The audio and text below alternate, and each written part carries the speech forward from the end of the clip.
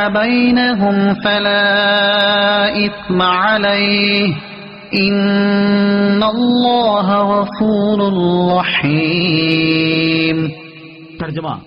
پھر جس کو وصیت کرنے والے کی طرف سے جانبداری یا گناہ کا اندیشہ ہو تو وہ ان کے درمیان صلح کرا دے تو اس پر کچھ گناہ نہیں، بے شک اللہ بخشنے والا مہربان ہے۔ فمن خاف،